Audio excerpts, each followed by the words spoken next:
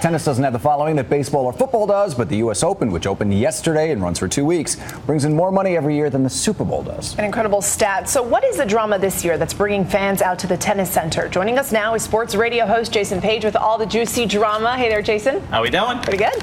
Welcome, Jason. I was out there today at Flushing Meadow, and it was awesome for day one, or yesterday, actually, a few hours ago. But let's talk about the men's side. We have some of the greatest players of all time. It's really hard to pick. You got Murray, you got Federer, you got Djokovic, you got Nadal. Who's playing the best out of these guys right now? It's got to be Rafa Nadal. He's played spectacular tennis. He's won the last two events that he's played in leading up to the U.S. Open. He's never played that well on the hard courts entering the U.S. Open before.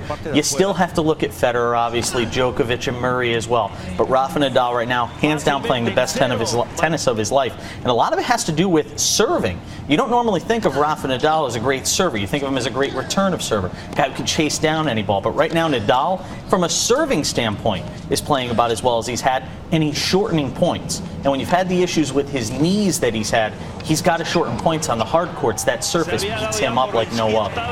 It almost breaks my heart to even ask this question because I feel like I know the answer. But how about the Americans in this event? It's been a while since an American has won a Grand Slam. Are there any in the running with even a shot? Well, you know what? I'll give you a guy to look out for. How about John Isner? You know, John Isner, a hard court guy, huge server, 135 miles an hour plus. A couple of weeks ago, he played Nadal in the finals in Cincinnati. And he played him to 2 tie-break sets, lost 7-6, 7-6. But he proved that he could stand on the court with the best and essentially playing to a draw and losing a tiebreaker. When he is getting his first serve in, he's basically unbeatable on his serve, which puts pressure on his opponents to make sure they capitalize on their own serve. Quick fact for you. Last time a U.S. men's tennis player won a Grand Slam event, 2003, Andy Roddick. We're talking about 10 years ago. The last time a U.S. men's tennis player won a Grand Slam. It's been a long time. John, I think in all of that he's saying there's a chance, maybe? Well, actually, there's a little bit of a chance on the women's side. Okay. Men, not so much. But we got Serena at 31. She's still playing great. Venus won. And you got Sloane Stephens, who's an up-and-comer. What do you think about our chances on the women's side? Well, Sloane Stephens, Venus Williams, both winners on Monday. And Serena Williams, look, she won as well, and she is just as dominant as anybody. If Serena's playing her best, nobody's going to touch her.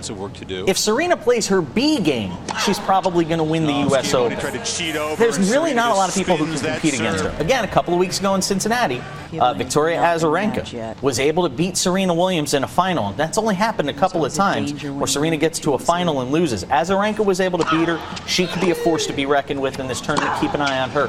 Venus Williams, she's kind of stubborn. She's kind of angry. She thinks a lot of people are basically saying, you know what? James Blake just decided he's going to retire on the men's side, great U.S. men's tennis player for many years. Maybe it's time for Venus to do the same. She's a little ticked off at the notion that people think it's time for her to hang it up. She's got something to prove. Keep an eye on her and on Venus Williams. She could potentially play Serena in a quarterfinal match if they both get there. Jason, we've got 10 seconds. Give me a dark horse on the women's side. Sloane Stephens, Venus Williams. All right, there we have what it. a matchup that would be. All right, Jason, thank you so much. Sports broadcaster Jason Page. We'll, of course, be right back with more world news now.